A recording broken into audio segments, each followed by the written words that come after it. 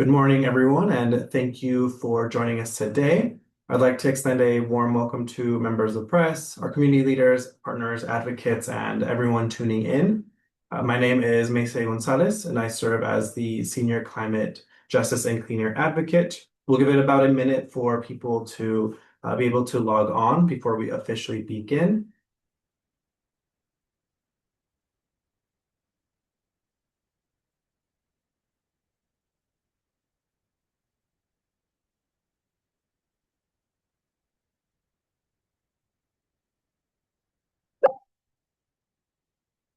While we're waiting, I'd like to quickly review some housekeeping items. This is a webinar, so all participants will remain muted throughout the program.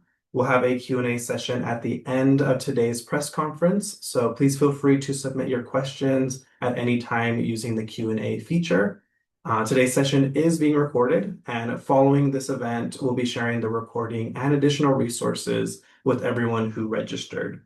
Thank you again for being here, and I'll just give it another 30 seconds before we start.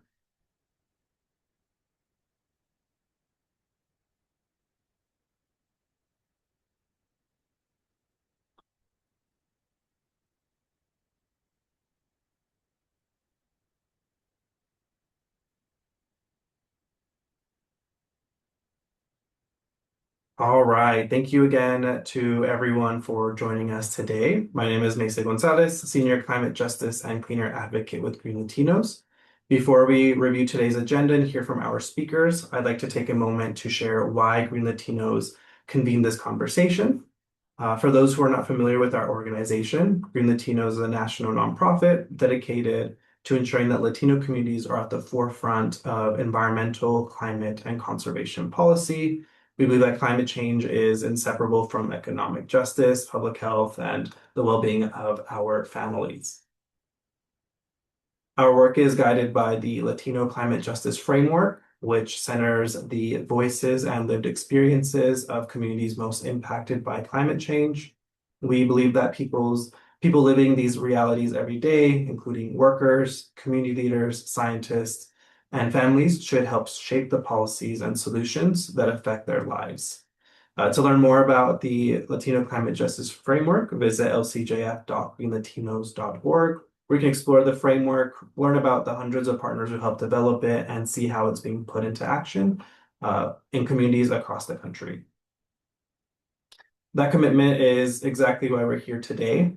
Arizona continues to experience some of the most extreme temperatures in the country. Year after year, Arizona is breaking heat records, and those records are translating into preventable illnesses, injuries, and deaths. Climate change is no longer a distant threat. It is something our communities are experiencing in real time. While extreme heat affects all of us, it does not affect everyone equally. Outdoor workers, many of whom are Latino, spend long hours building our homes, harvesting our food, maintaining our infrastructure, and keeping our economy moving. They face some of the greatest risks from rising temperatures, and when the workday ends, the challenges don't stop. Many families return home only to rising energy costs that make it harder for their homes to cool and to keep their loved ones safe. As temperatures rise, so does the cost of staying healthy and safe during Arizona's hottest months. That's why GreenLatino has brought together today's panel of elected leaders, community advocates, and public health experts. Together, they'll share both lived experiences, expert perspectives on how extreme heat is affecting Arizona communities, and what meaningful solutions look like, not only here in Phoenix, but a lot of this can be taken back to communities across the nation who are facing the growing impacts of climate change.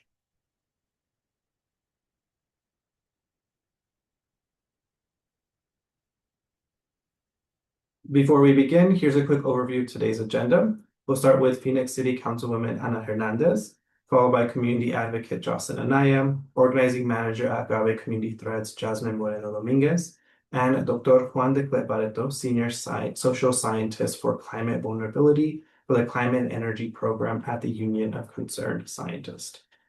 After our speakers, we'll open up the floor for questions from members of the press. And again, if you have questions throughout today's statements, feel free to drop them in the chat and we'll get to those at the end.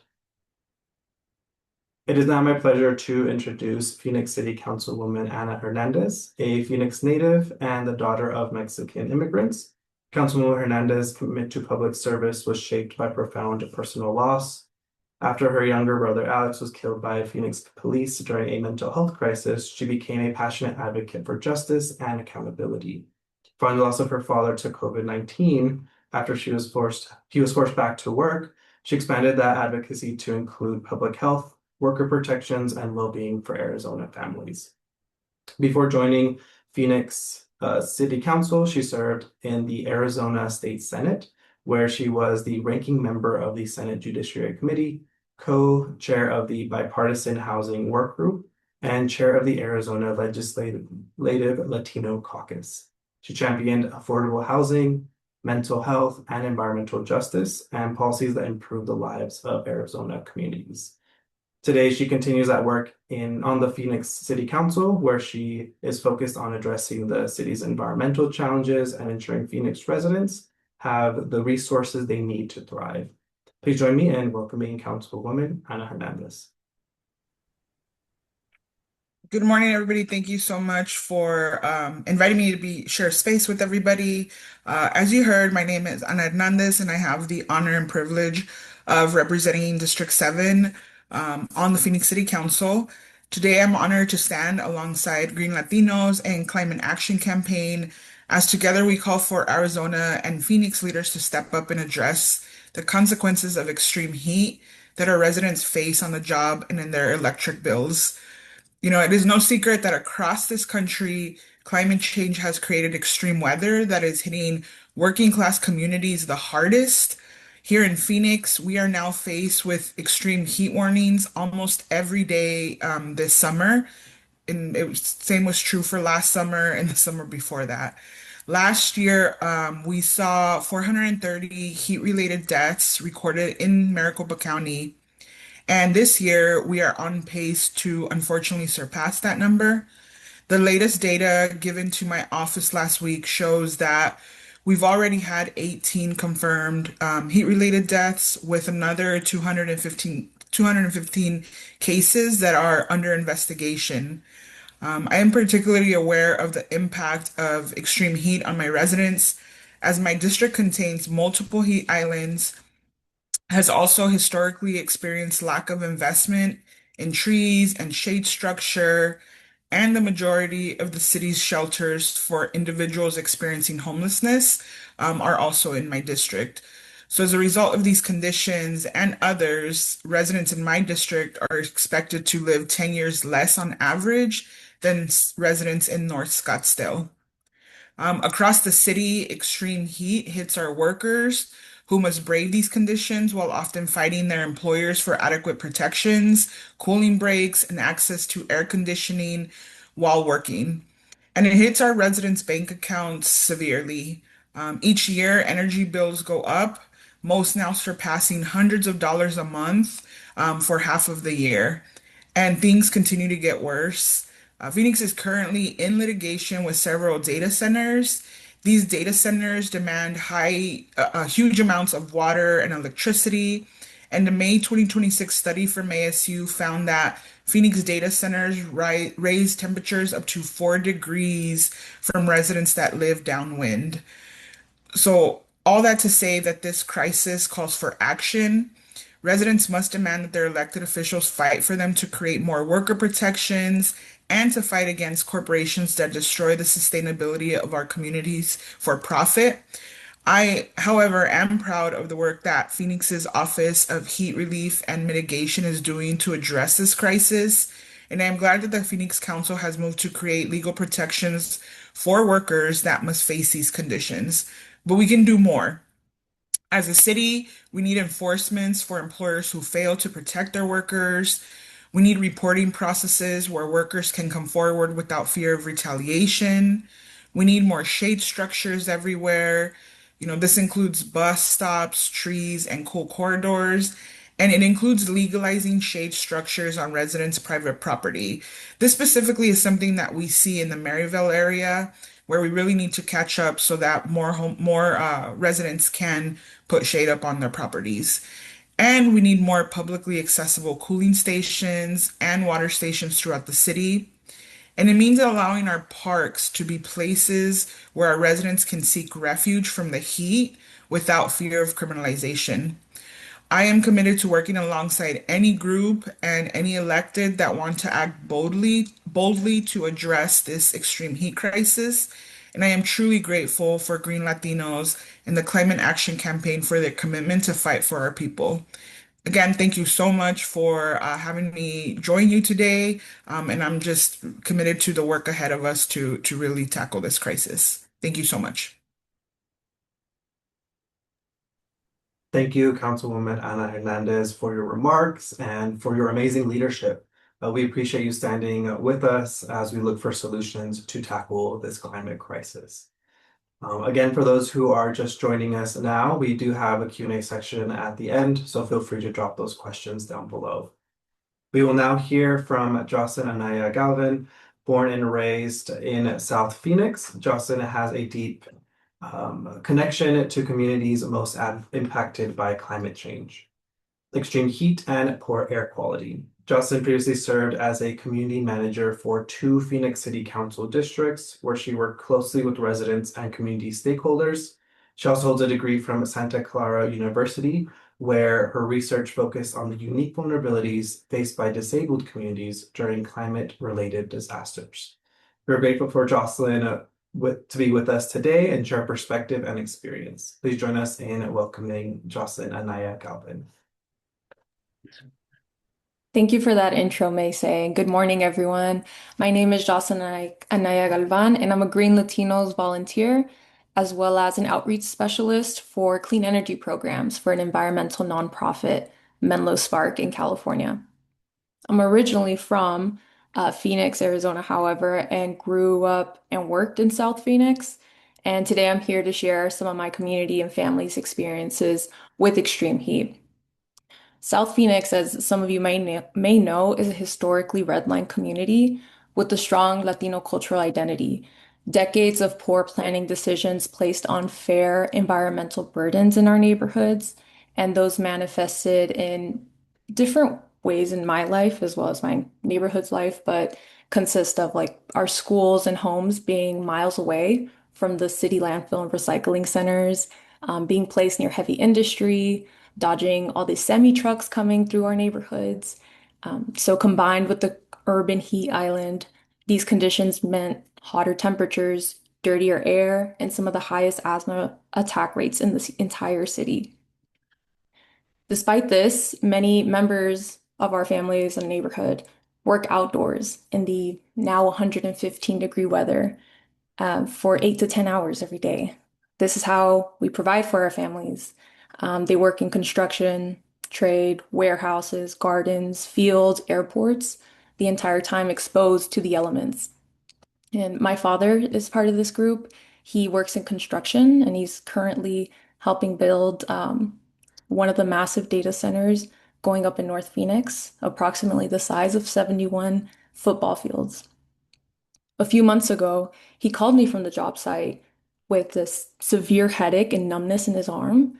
I heard the panic in his voice and immediately knew it was probably something related to heat. And at the time, he didn't have health insurance through his employer, so I had to leave work and start searching for a Spanish-speaking clinic or provider that could see him that day. Between his lack of insurance coverage, his immigration status, and the language barrier, finding a provider was its own mini crisis. And so he ended up actually recovering at home with our family monitoring him and making sure that he remained hydrated. Thankfully, he recovered, but immediately the next day, he had to go back to work because he had bills to make and deadlines to meet. So our story is not unique. Latinos make up 52% of our state's construction workforce. They count for 32% of heat-related deaths in our county, in Maricopa County. County data also showed that 40% of these deaths were between ages 35 and 49, and 80% were men. These numbers are people. They're the people building our homes, our roads, schools, businesses, and they're facing dangerous conditions every time they go to work. And when workers like my dad get home, they're met with rising energy costs.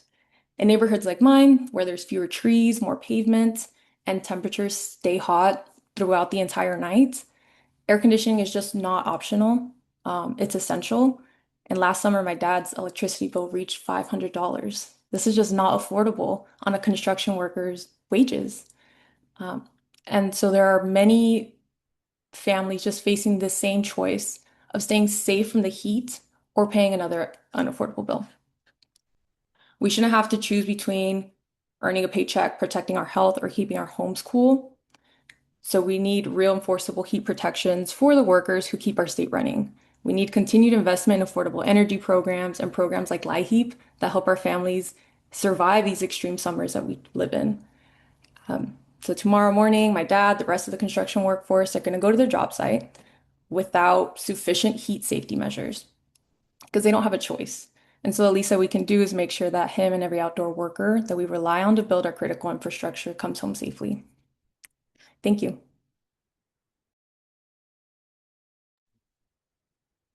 Thank you, Jocelyn, for sharing your story, your family story, and we hope your father is doing well. And Green Latinos appreciates all the amazing work and advocacy that you've been leading, and we're excited to continue working together. We will now hear from Jasmine Moreno Dominguez, organizing manager at Agave Community Threads, where she leads organizing efforts at the intersection of climate, public health, and worker justice. In 2025, Jasmine led Agave Community Threads statewide Act on Heat tour, traveling to Phoenix, Tucson, Yuma, and Flagstaff to hear directly from workers about the realities of laboring in Arizona's extreme heat. Those conversations helped elevate the voices of frontline workers and informed advocacy for stronger workplace protections across the state. Jasmine is also a leader within the Arizona Heat Standards Coalition, where she has helped organize efforts to establish Arizona's first enforceable statewide work plan heat standard. She has testified before state agencies, coordinated public engagement campaigns, and mobilized workers and community members to advocate for policies that prioritize health, safety, and dignity on the job. Thank you for joining us, Jasmine. The floor is yours. Thank you so much, Macy, for that introduction, and thank you everybody for being here today. I also want to first and foremost thank Jocelyn for speaking. I really felt connected to your points, and much of what I will share in the following couple of minutes are very similar. And I think it just further emphasizes just how many of us are living such parallel lives here in Arizona, and how many of us are being impacted severely by extreme heat. As mentioned, my name is Yasmin Moreno Dominguez. I'm the organizing manager at Agave Community Threads, and I'm also part of the steering committee of the Arizona Heat Standards Coalition. I have been working tirelessly for the past few years to work towards an enforceable heat standard here in Arizona because, like Jocelyn and like so many others, my family has felt the burden of lack of enforceable policies and of climate change here in our state. 10 years ago, my father suffered a heat stroke that left him bedridden. His skin was pale, and similarly to Jocelyn, also had to return to work despite the severe impact that it had on his health. He, like many others, rely on the good faith of their employer to be granted rest, water, and shade because despite the fact that Arizona has the deadliest weather in the country, we do not have an enforceable statewide heat standard that guarantees workers with rest, water, and shade. Employees rely entirely on the good faith of their employer. And while yes, there are good actors, there are also bad actors that lead to the unfortunate circumstances, like my father. And so extreme heat was always a subject of conversation at my dinner table. It's frustrating to think that there is a direct policy solution to fix this, and that individuals are choosing blatantly to delay progress and to delay an enforceable heat standard in Arizona. And as your introduction mentioned, I had the great privilege and the great honor to speak to so many workers across the state of Arizona, including construction workers, farm workers, individuals who work 8 to 10 hours outdoors, because I thought it was important to first and foremost center these conversations when creating and when developing a policy to protect workers. I want to share two very short testimonies that I have been given the approval to share, and that I have shared in front of the governor, that I have shared in front of the Industrial Commission of Arizona, and in front of ADOSH, from individuals who are working in the fields in Yuma. I'll start with the first worker testimony. I work a minimum of 12 hours a day, from 6 a.m. to 6 p.m., sometimes until 7 or 8 p.m. Monday through Sunday. During all that time, we only get 2 breaks, sometimes a 30-minute lunch break. But even then, we find no relief from the sun. There is no shade. So we eat quickly and we look for shelter however we can. We get under the tractor, between the tankers, behind a tire. Any little bit of shade we can find so we can keep working. Second testimony. I've worked in the fields for 3 years. I was often dehydrated, and my company did not provide any kind of water distribution. The workdays were up to 16 hours long. There are no words to describe how difficult it is. These are just 2 of the testimonies that I have amongst the 100 that we collected over the past year. There are workers who told me that they avoid drinking water because they don't want to be seen taking too many breaks and thus being terminated. Farm workers who described being dizzy and nauseous but kept working because missing a shift meant missing rent. Construction workers who said everybody knows somebody who's collapsed from the heat. It is a standard norm for us to be hospitalized and actually a routine of our summer lives. But they keep going because they do not have another choice. We are in such a unique time in which we have the opportunity to create change and to pass policy in Arizona that would protect so many lives. There is a feasible path to solution. We need an enforceable heat standard in Arizona. 7 states have actually adopted one, and as a state with the deadliest weather in the country, we should be leading these efforts. Our current protections in Arizona include a heat safety emphasis program. This is an administrative enforcement strategy, not a law. It has non-binding guidance recommending water, shade, and rest with no mandatory compliance and no clear legal framework for employers. That means there is no guaranteed penalties when employers fail to protect workers. Workers rely entirely on the good faith of their employers.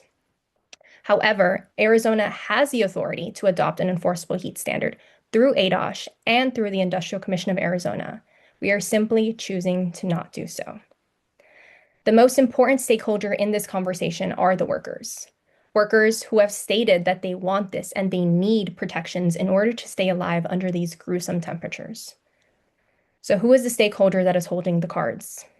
The Industrial Commission of Arizona is expected to review the impact of the heat emphasis program in December of 2026, in which they will then decide if they will continue rulemaking and adopt an enforceable heat standard in Arizona. Climate change is testing every single institution that we have. The question isn't whether Arizona will continue to experience extreme heat. We're already here. The question is whether we'll respond with compassion or with complacency, whether we'll settle for recommendations or fight for rights, whether we'll accept that heat illness is part of the job or finally recognize that every single worker deserves to make it home safe. Through the Industrial Commission of Arizona, we have a real opportunity to turn years of organizing, testimony, coalition building, and worker stories into lasting protections. When future generations look back, I don't want them to ask why we knew the risks and failed to act. I want them to say that Arizona recognized the moment, listened to workers, and had the courage to lead. Thank you very much.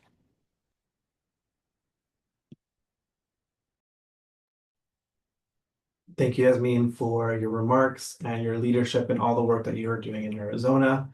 We appreciate and are excited for you to have shared your perspective here with us today. A quick reminder that this is being recorded, and as long as you register for the event, we'll be sending over the recording with reports and resources referenced. We will now hear from Dr. Juan de Barreto, Senior Social Scientist for Climate Vulnerability in the Climate and Energy Program at Union of Concerned Scientists and a member of GreenLatinos Board of Directors. Dr. de Barreto researches the human health and livelihood impacts of climate change with a focus on how environmental hazards disproportionately affect frontline communities. He brings an interdisciplinary background in environmental and social science and has dedicated his career to advancing equitable climate solutions.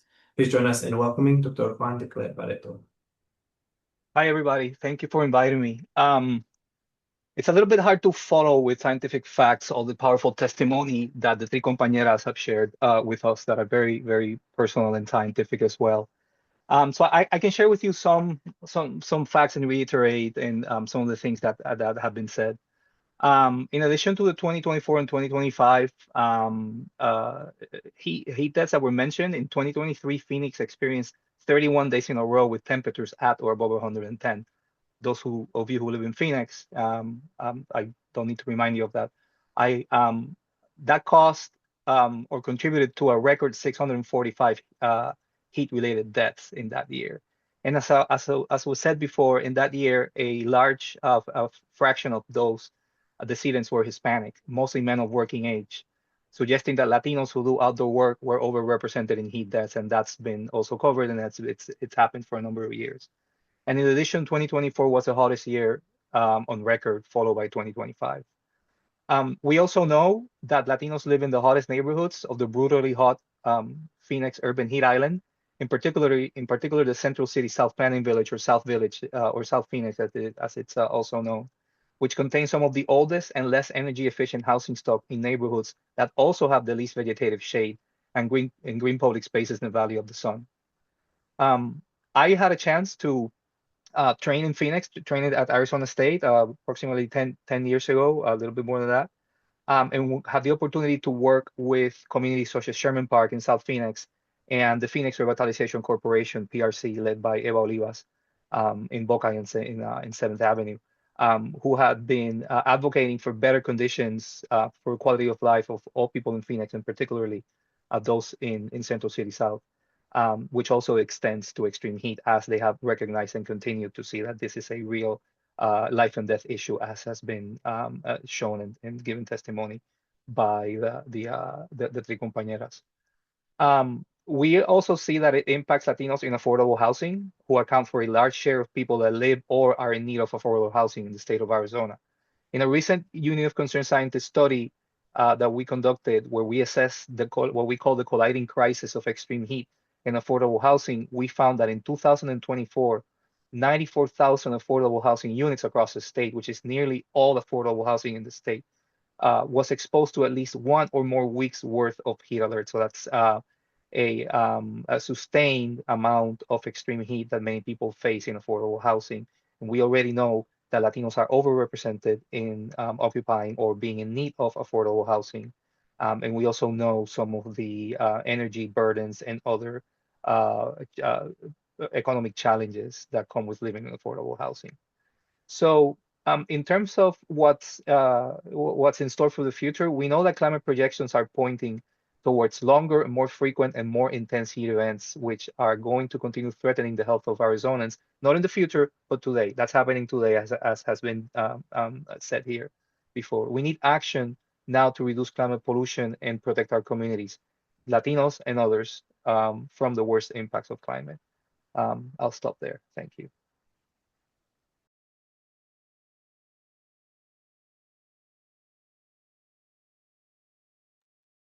Thank you, Juan, for your remarks and for helping share some of the data that we are seeing on the ground in Arizona. I'm now going to be passing it to Irene Burga, Climate Justice and Clean Air Program Director, to help us with our Q&A. I do want to let you know if some of the questions are in Spanish, we will answer them in English and can follow up with Spanish answers. But as well, if our panelists feel comfortable with the Spanish response, that totally works as well. We'll go ahead and pass it to Irene. Hi everyone, Irene Burga, Climate Justice Director at GreenLatinos. So the first question is from Valentina Sanchez, and she has two questions, one directed to Council Member Hernandez and another one to Jocelyn. I'll read them first in Spanish and then try to do a translation in English. Okay, for Councilmember Hernández, las temperaturas extremas siguen rompiendo récords. ¿Qué medidas concretas está tomando la ciudad de Phoenix para proteger a los trabajadores que pasan largas horas al aire libre?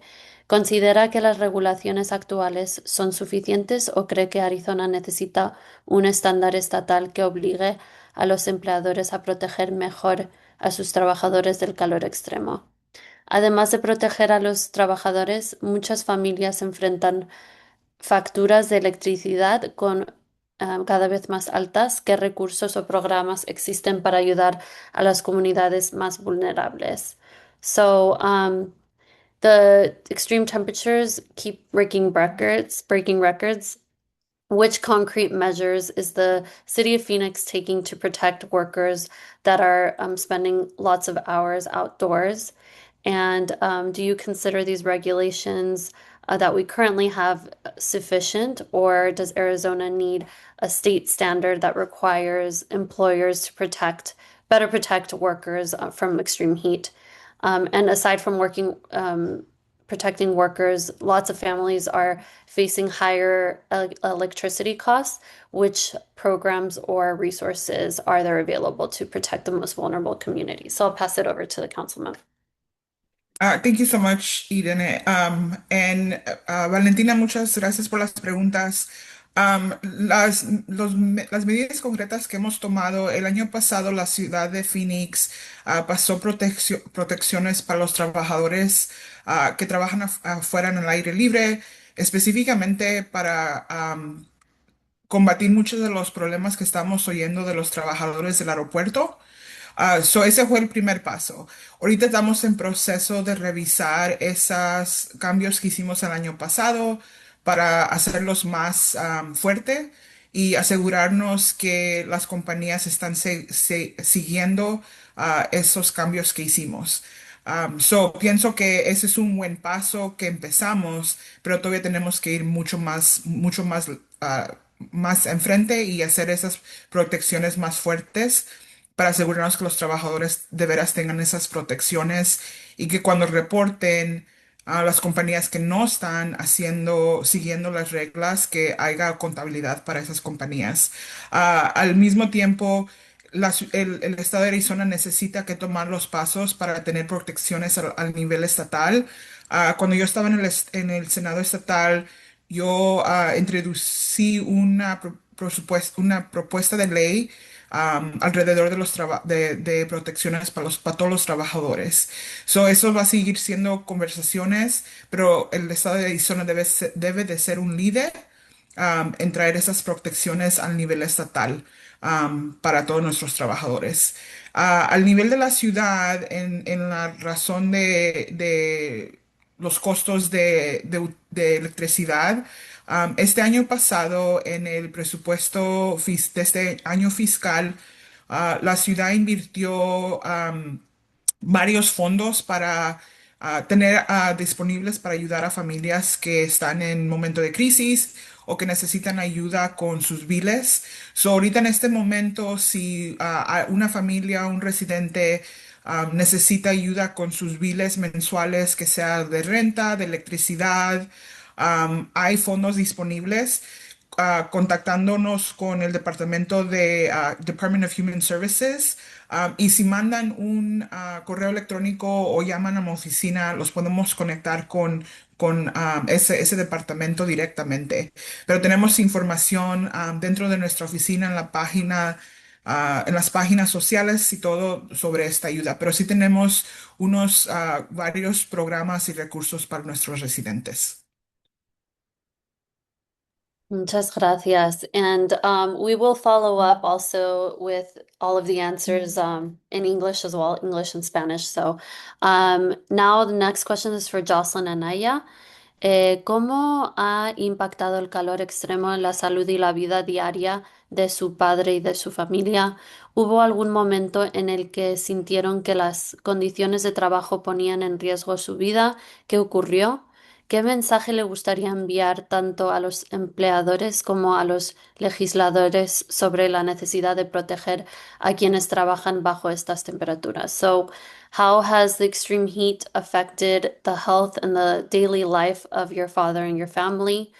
Was there a moment in which you felt that the conditions of work were putting their lives in risk, and how did that happen?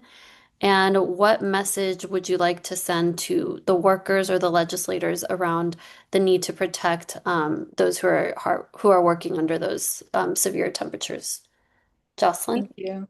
Y gracias por la pregunta. Mi papá, como todos los hombres y mi familia, trabajan en estas condiciones extremas. Muchas mujeres en mi familia también. Y esta situación donde casi lo teníamos que llevar al hospital pero no tenía aseguranza, era la situación donde más tuvimos, pensábamos que había un riesgo en la vida, en su vida. Pero es normal porque casi todos los miembros de la familia trabajan afuera y ellos siempre sienten consecuencias de eso, aunque en el momento no, tal vez no tienen que ir al hospital, pero han sentido como mucho ah, fatigue, o sienten que no se pueden, tienen mucha sed y no se le quita y cosas así. Básicamente hay muchas consecuencias a largo plazo.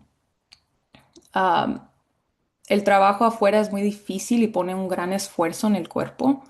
Entonces, mi mensaje para los legisladores y también pues las empresas de construcción es que no podemos confiar en la buena fe cuando está en juego de la vida de nuestras familias, y cuando los impactos se sienten se sienten como, perdón, en nuestros seres queridos.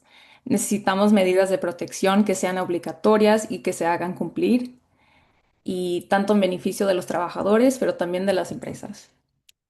Thank you. Thank you. And I know we are at time, but we wanted to see if folks could stay on a little bit longer just to finish up this really great Q&A.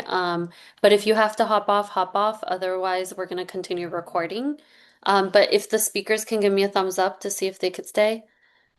Okay, great. Thank you. Um, so next question is from Katie Davis Young. The Industrial Commission of Arizona. Okay, thank you. Thank you, council member. I appreciate it. Um, the Industrial Commission of Arizona adopted new guidelines this year to encourage Arizona employers to adopt stronger heat safety practices on job sites. Do these guidelines appear to be making an impact for workers? And what else would you like to see change for Arizona workers? And maybe I'll pass this one to Jasmine. Thank you, and thank you, Katie, for this question. You're correct. On April 9th, the Industrial Commission of Arizona and ADOSH approved an elevated version of our heat safety recommendations. However, in my opinion, I don't think this is being translated over into the job site. I was at the ICA for their public hearing on the 16th, in which they actually went over companies and whether or not they had adopted the state emphasis program. We're talking about major companies that employ hundreds of thousands of people here in our state, and I can list a few, including Banner, Honor Health, the Mayo Clinic, Nordstrom, Walmart. Amongst those conversations, the commissioners of Arizona were asking if they had adopted the heat plans that were proposed and passed on April 9th. While 80% of these companies did say yes, notably Nordstrom and Walmart. Nordstrom failed to say whether or not they had, and Walmart likewise as well said that they did not have these protections in place, which again points me to the main theme of this argument that when there are recommendations and not an enforceable standard, we're always going to have individuals who will choose to not provide these protections. And so we end up at the same place that we did before, April 9th and before the state emphasis program was kind of pushed out the door, in which employers will continue to choose and to opt out of not requiring individuals. And again, they renewed their licensing and their insurance, and they continued on as normal. And so they were allowed to opt out of this state emphasis program. And so imagine with some of the most marginalized groups, if this isn't sticking to these big corporations, it is most definitely not being seen. And from personal conversations that I have had from day laborers, construction workers, and farm workers, they have seen little to no difference in their lives in terms of increased protections on the job. Great, thank you, Jasmine. I'm moving on to another couple questions from Valentina Sanchez. This one is also for Jasmine. ¿Qué propone exactamente el estándar de protección contra el calor que ustedes impulsan y cómo cambiaría las condiciones para los trabajadores? ¿Por qué consideran urgente que exista una regulación obligatoria y no solo recomendaciones, pero para los empleadores? I think you answered this one a little bit, but it's about exactly what the standard of protection against heat that you all are advocating for. And then if you consider urgent that a regulation, oh my gosh, existing with recommendations for employers also exists. So if you want to add anything else, yeah. Sí, la puedo contestar en español.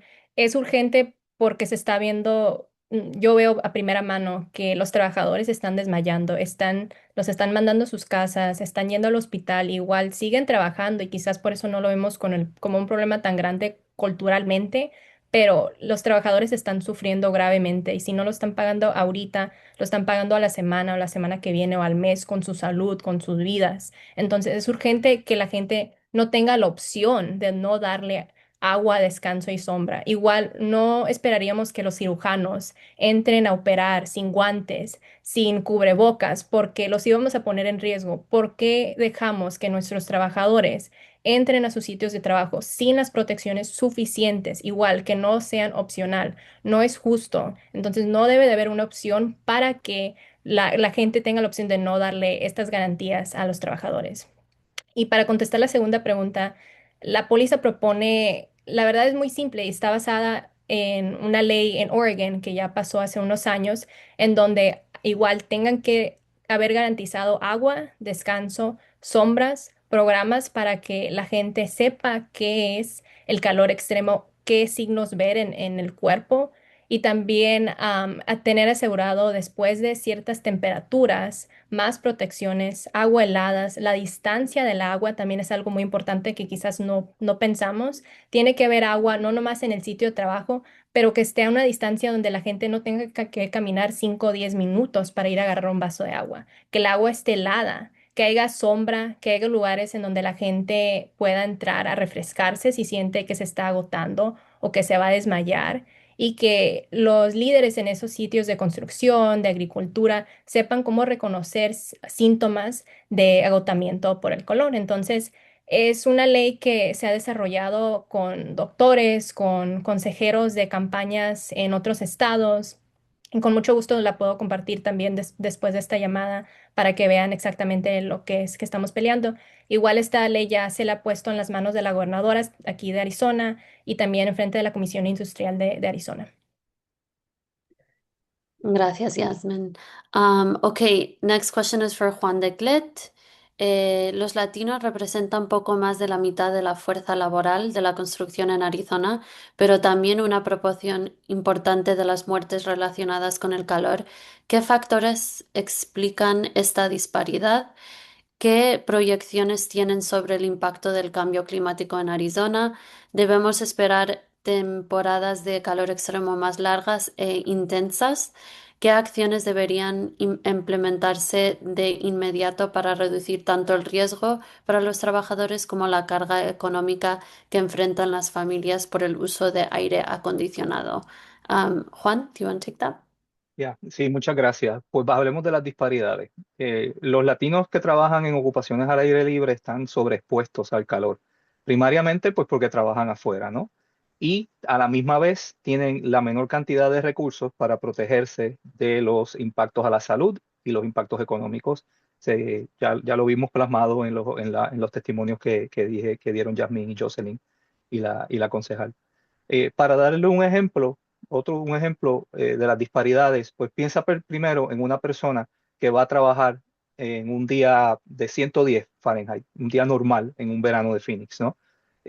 Digamos que a las 12 del día está en 110 Fahrenheit. Y esa persona va en un carro con aire acondicionado a trabajar en una oficina con aire acondicionado. Esa persona muy probablemente tiene acceso a un seguro de salud a través del patrono para poder cuidarse o ir al hospital o al médico para tratar alguna condición preexistente, el tipo de condición que típicamente provoca una crisis, una muerte, una hospitalización durante un episodio de calor extremo. Ahora piense en una persona que sea un trabajador al aire libre que va a trabajar en una camioneta o que va sentado en una camioneta con unos 5 o 10 compañeros, que va a trabajar en un autobús o en una bicicleta a un lugar de construcción o a un lugar donde hacen este trabajo de jardinería. Ese trabajador probablemente no tiene acceso a servicios de salud. En muchas ocasiones ese trabajador no tiene una situación de migratoria regularizada y esa persona va a tener miedo de pedir descanso, de pedir agua, de pedir sombra, de pedir las cosas a las que todos los trabajadores tienen derecho, independientemente de su estatus migratorio. Entonces son dos perfiles muy distintos de vulnerabilidad al mismo sol, a la misma carga de sol en la ciudad de Phoenix. Y los desenlaces, pues como podemos ver y como han dado testimonios y como muestran los datos del condado de Maricopa, son muy desiguales entre las poblaciones. En cuanto a la segunda pregunta sobre lo que depara el futuro, pues desafortunadamente sabemos que sin acción climática, las olas de calor en Phoenix, los episodios de calor en Arizona, en todo el suroeste y en todo el país en realidad, y en todo el planeta se van a ser más largas, van a ser más fuertes y van a causar más muertes, van a causar muertes que son prevenibles según el CDC, ¿no? Que dice que todas las muertes por calor son prevenibles debido a que si existe la capacitación de la que estaba hablando Yasmín y de la que estaba hablando Jocelyn, para que los patronos y los trabajadores reconozcan las señales de que alguien está a punto de sufrir un desmayo por calor o un síncope, se pueden evitar.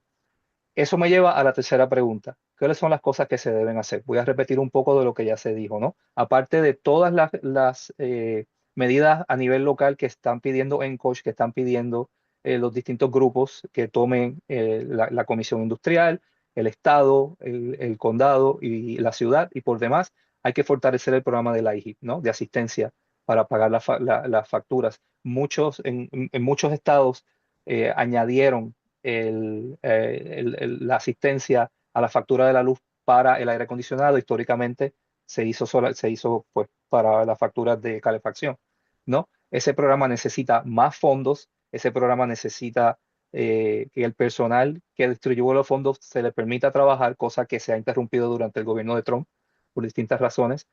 En adición, el programa de Weatherization Assistance Program, el WAP, es el programa para poder fortalecer las capacidades de las viviendas para que sean más energéticamente eficientes y por demás.